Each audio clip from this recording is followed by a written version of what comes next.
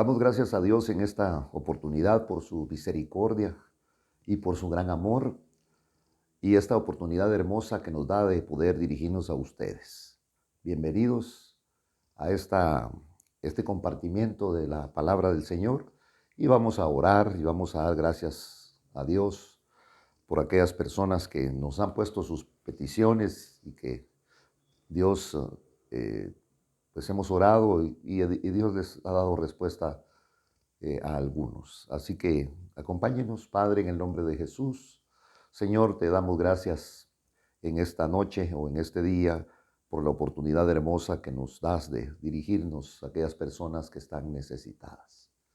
Muchas gracias, Señor, porque tú nos escuchas y nos respondes. Y ahora, Señor, levantamos nuestras peticiones o las peticiones que nos han sido dadas, las ponemos delante de ti, que eres el único que puede resolver estas situaciones. Gracias, Señor, por la vida de nuestra hermana Jesús Cacao, quien le aliviaste de todo dolor, Señor, y te agradecemos porque tú sueles hacer estas cosas de una forma maravillosa. En el nombre de Cristo Jesús, te damos gracias, Señor del cielo. Amén, Padre, y amén. Queremos seguir compartiendo con usted en esta oportunidad algo que dejamos inconcluso y estábamos hablando del nacer de nuevo. Allá en la carta del apóstol Pedro nos habla acerca del nuevo nacimiento, de la bendición de aquel que Dios le da esta oportunidad. Y entonces quiero compartirlo en el primer capítulo. Y versículo 3 dice: bendito sea el Dios y Padre de nuestro Señor Jesucristo, quien según su gran misericordia nos ha hecho nacer de nuevo a una esperanza viva. Aquí Pedro está hablando de la esperanza que recibe el creyente y de la seguridad de una vida nueva. Y esto compete a la resurrección de Cristo. Es necesario volver a nacer. Alguien comentaba que el que nace dos veces, porque tenemos un nacimiento humano y un nacimiento espiritual, el que nace dos veces muere una sola vez. Pero el que nace una vez muere dos veces, muerte física y condenación eterna. A eso le llamamos muerte segunda. Entonces es importante que nosotros conozcamos todo esto, porque ahora tenemos esperanza, dice aquí el apóstol Pedro, nacer de nuevo a una esperanza viva. Porque si no, no tendríamos ninguna consolación en medio de las penas y en medio de las aflicciones, que a pesar de que hemos recibido al Señor Jesucristo como nuestro único y suficiente Salvador, pasamos por situaciones difíciles los cristianos, pero tenemos la esperanza que hemos sido llamados y que el Señor, a través de su palabra, a través de lo que nos ofrece la vida, la Biblia, pues nos lleva al nacimiento nuevo. El Señor Jesús dio una explicación completa acerca de esto y yo quiero que me acompañe, o yo le leo acá, en donde nos habíamos detenido un poco la última vez, que fue en el capítulo número 3 del Evangelio de Juan. El Señor tuvo la visita de un prominente hombre, un hombre que en ese tiempo era un doctor, podríamos decir, en teología, un hombre que entendía acerca de la palabra del Señor, un hombre versado en las cosas antiguo testamentarias, pero le fue sorprendente las cosas que el Señor hacía, las cosas que el Señor no solamente decía, sino que Él mismo hacía y que Él había visto.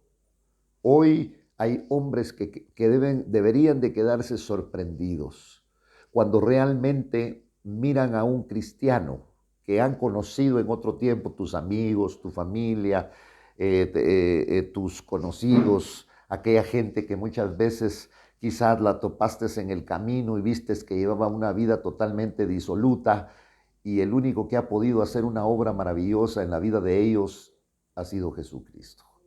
Y por eso es que este hombre prominente le llama la atención lo que el Señor decía, pero no solamente decía, sino lo que él hacía. Por eso nadie le llamó la atención las señales que él hacía, porque si Dios no estaba con él, no hubiera podido hacer esas señales. Entonces le pregunta este hombre prominente llamado Nicodemo, le pregunta que él no podría hacer esas señales si Dios no está con él. Respondiendo Jesús le dijo, de cierto, te digo que el que no nace de nuevo. Entramos nuevamente a la faceta del nuevo nacimiento. No puede ver el reino de Dios. Un nacimiento a otra vida, un nacimiento de orden espiritual. Y entonces Nicodemo le responde como podríamos responder cualquiera de nosotros que no está versado en el asunto, porque es algo sorprendente. Si usted se lo dice a un profesional, creerá que se está burlando usted de él. Pero lo que dice la palabra es, aquel hombre pregunta cómo un hombre, siendo ya viejo, puede entrar por segunda vez en el vientre materno y nacer.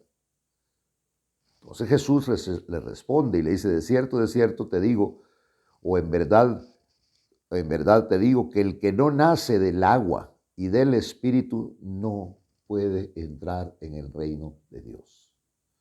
El reino de Dios entonces está hablando que tiene una entrada. Al nacer del agua y del Espíritu, esta persona, si no realmente alcanza esto, no puede entrar. Lo único que alcanzó a tener es una religión. Y entonces el Señor le dice lo que es nacido de la carne. Por eso es que la persona que no ha nacido de nuevo solo piensa en las cosas de la carne. Solo piensa como piensa uno cuando no tiene a Cristo Jesús en su corazón. Una buena casa, un buen carro, una buena universidad, ser un buen profesional. Y eso no es malo pensarlo.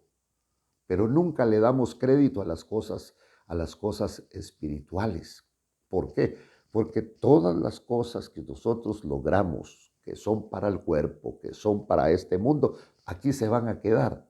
Del otro lado del velo no te sirve en lo absoluto. Por eso lo que es nacido de la carne, carne es. Mire, entonces el Señor contrasta la naturaleza humana con el nacimiento espiritual.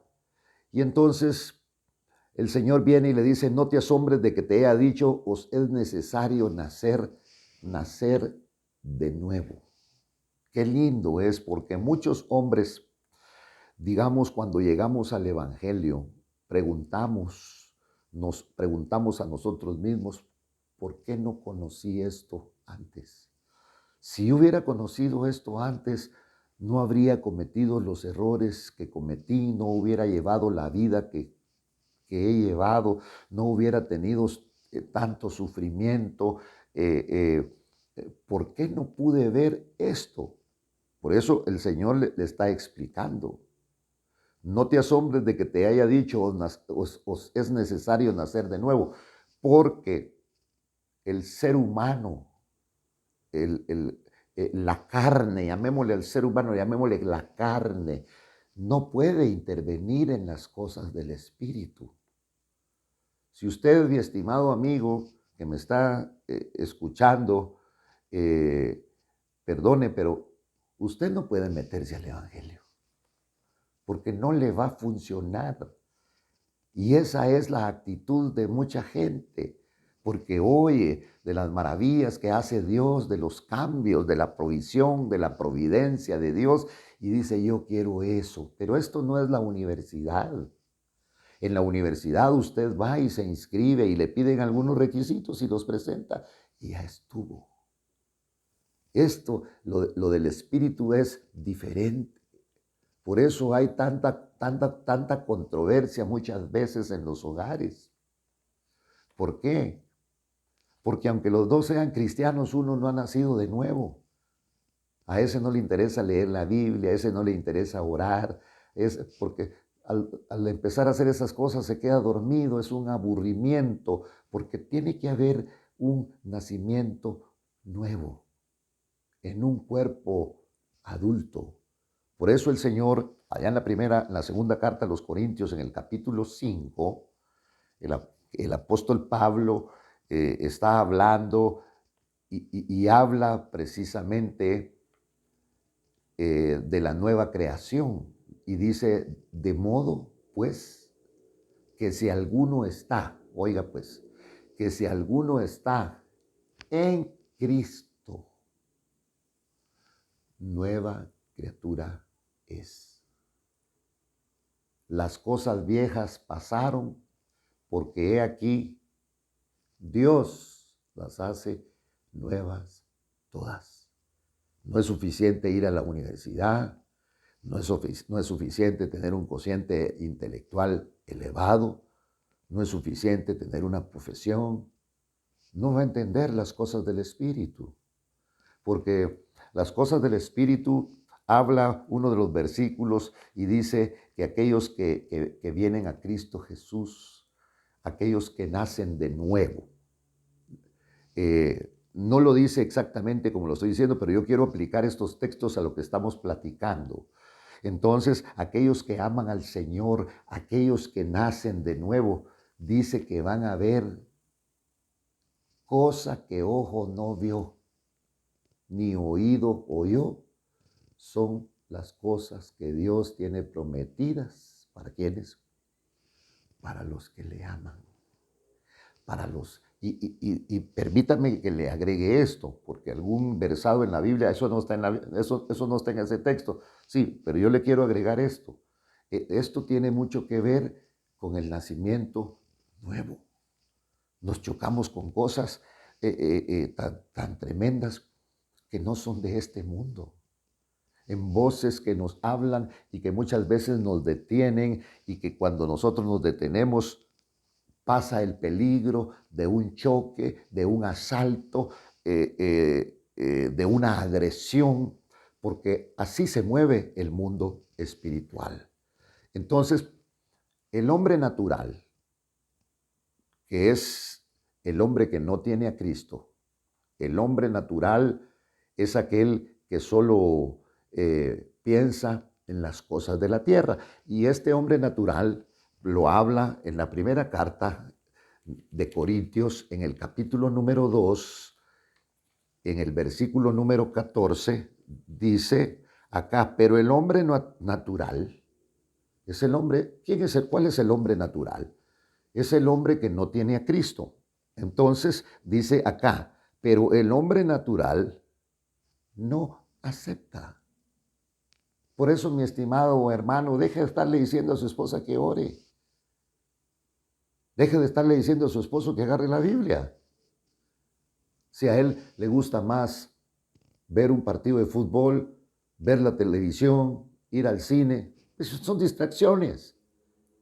Porque el hombre natural no acepta las cosas del Espíritu.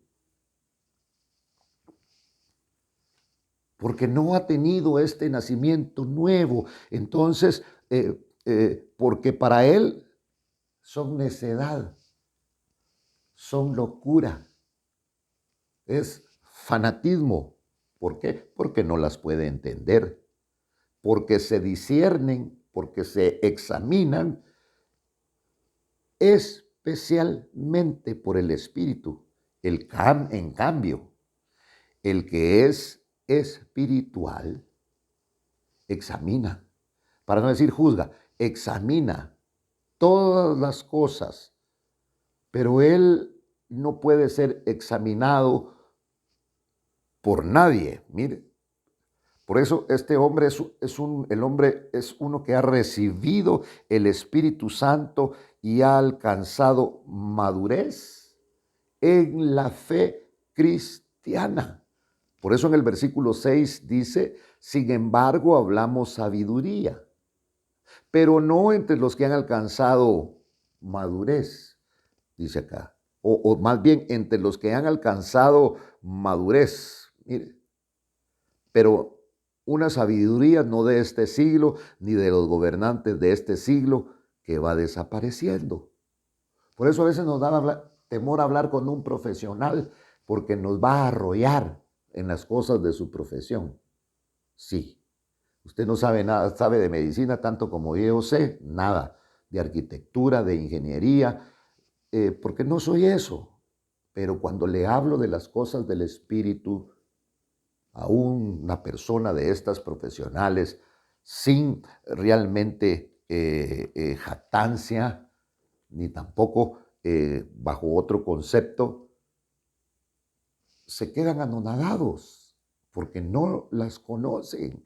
Ellos son hombres que conocen de ciencia, pero no de las cosas del Espíritu, porque las cosas del Espíritu, ¿quién nos las revela?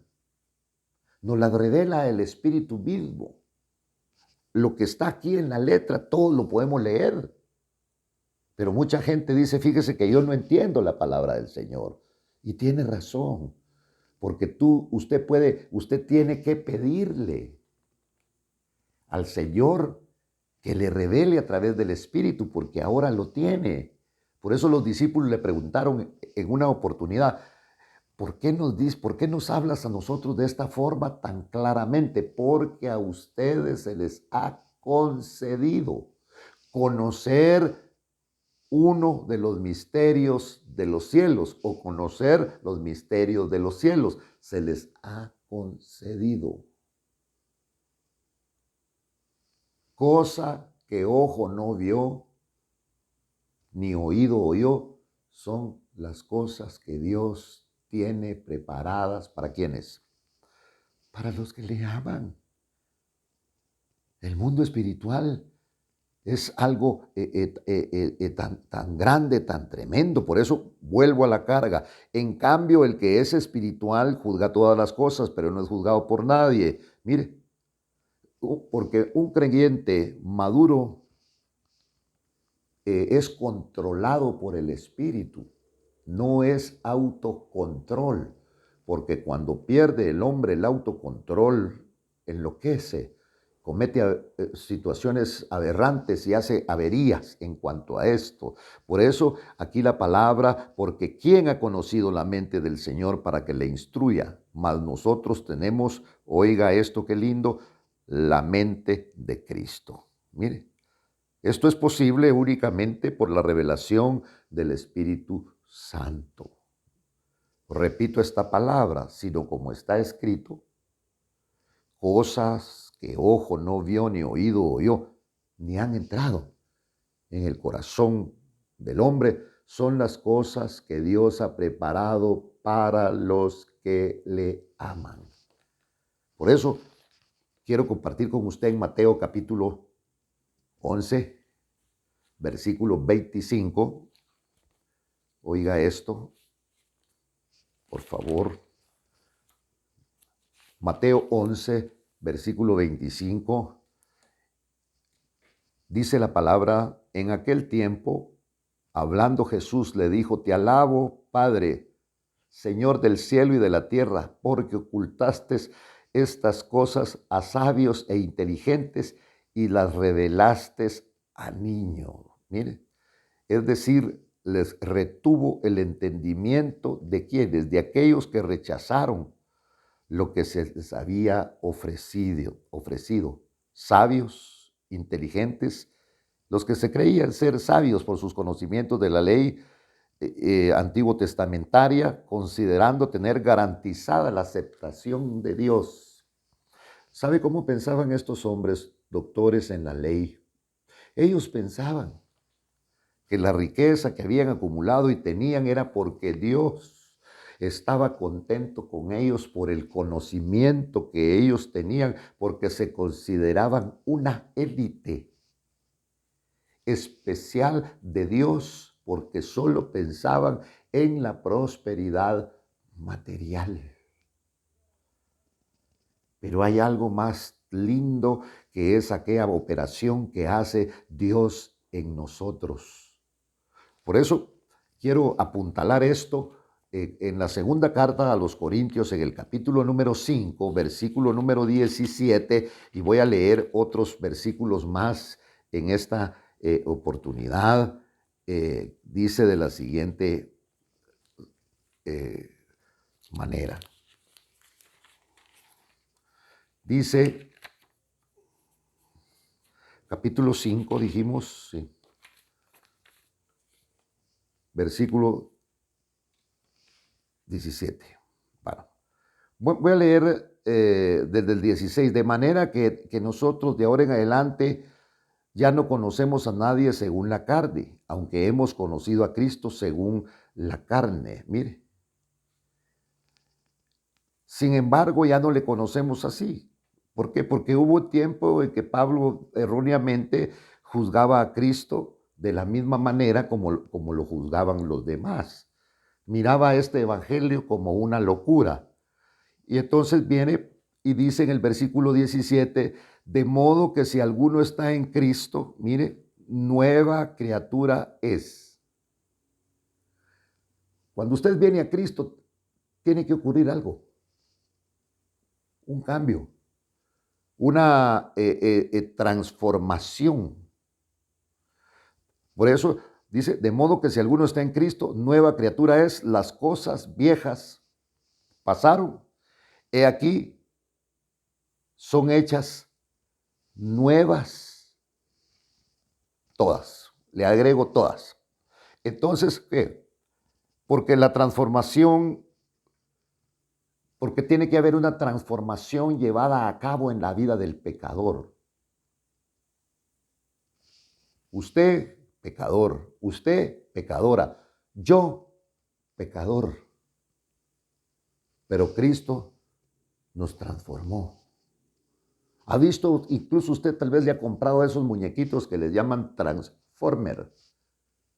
Y usted le compra un robot y lo puede volver un carro o lo puede volver un avión.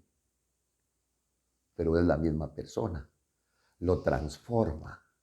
Entonces, esta palabrita cabe aquí porque la nueva creación es la transformación llevada a cabo en la vida del pecador que ahora está en Cristo. Hay una transformación maravillosa, es ejemplo de una nueva creación. Este cambio que se opera en su cambio de perspectiva en cuanto a lo demás, como en cambio de una vida centrada en sí mismo a una vida de interés en otros. Por eso es que este hombre hablaba y dice, hubo un tiempo en que yo pensaba erróneamente y juzgaba a Cristo de acuerdo a mis criterios, lo juzgaba de la misma manera. Pero ahora él habla y dice, si alguno está en Cristo, nueva criatura es, las cosas viejas pasaron porque aquí son hechas nuevas. El Señor reconcilia al hombre. El pecado del hombre y su rebelión contra Dios han sido no movidos, sino removidos, y la comunión con Dios ha sido restaurada. Eso es lo que hace el Señor, una restauración en nuestra vida de comunión, porque antes, mire, hay drogadictos que ya no quieren ser drogadictos, hay borrachos que ya no quieren ser borrachos, hay prostitutas que quieren salir de esa vida porque ya no aguantan esa vida, y esta vida de restauración, el único que puede hacerla es el Señor. Por eso está hablando de una nueva creación, por eso estamos hablando de un nacimiento nuevo. Si para tener religiones hay un montón de religiones que son bonitas, pero el Evangelio no es una una religión, sino el Evangelio es la vida que Dios trajo, la palabra bendita que el Señor que él trajo. Entonces vemos nosotros que el que no nace de nuevo no puede ver las cosas del Espíritu. No puede ver. El hombre natural es incapaz de ver las cosas del Espíritu. ¿Pero por qué? Porque dice la palabra que el Dios de este mundo. Entonces este mundo tiene un Dios que no es el mismo nosotros. Efectivamente, el Dios de este mundo ha cegado el entendimiento de los incrédulos. Y esto lo tengo por aquí cerquita y se lo voy a leer exactamente como dice. 2 Corintios 4:4 dice, en los cuales el Dios de este mundo, mire, el amo y señor de los mundanos, ha cegado el entendimiento, ¿sí? El engaño de las riquezas, el engaño de la fama, ahogan la palabra de Dios y se quedan sin fruto. Han cegado el entendimiento de los incrédulos para que no vean el resplandor del Evangelio, de la gloria de Cristo, que es la imagen de Dios. Porque no nos proponemos, porque no nos predicamos a nosotros mismos, sino a Cristo como Jesús, como Señor y Salvador, y a nosotros como siervos de Cristo y de ustedes por amor de Jesús. Mire, en una época de egoísmo, en una época de vanagloria. Por eso hoy los hombres cristianos, entre comillas, estamos buscando títulos. Estamos buscando títulos y hay de aquel que no nos diga el título. Porque nos ha alcanzado el Dios de este mundo que sirve únicamente en esta época de egoísmo y vanagloria. Mire, pero Dios que dijo que de las tinieblas iba a resplandecer la luz es el que ha resplandecido en nuestros corazones para la iluminación del conocimiento de la gloria de Dios en la faz de Cristo. Cuerpos humanos frágiles. Y entonces cuando miramos nosotros estas cosas, el Dios de este mundo ha cegado. Mire, por eso el Señor habla allá en Lucas capítulo 4 y versículo 18, donde dice que Dios le ha enviado, ¿para qué? Para que los ciegos recuperen la vista. Pero no está hablando solamente de ciegos literales, porque hay algunos que vemos nosotros que le devolvió la vista. Sino está hablando de aquellos teniendo ojos, no pueden ver el resplandor de la gloria de Cristo. Los que tenían vista, la perdieron. ¿Y quiénes eran estos? Hombres del Antiguo Testamento. Por eso ya en el primer libro de Samuel, en el capítulo 3 y versículo 2, habla de un sacerdote llamado Elí. Un sacerdote que en su tiempo joven, en su tiempo mozo, hablaba con el Señor y Dios le respondía. ¿Pero qué pasó? Perdió. Se empezó a oscurecer su vista, dice. Eso tiene una figura espiritual. Ya no podía ver las cosas espirituales.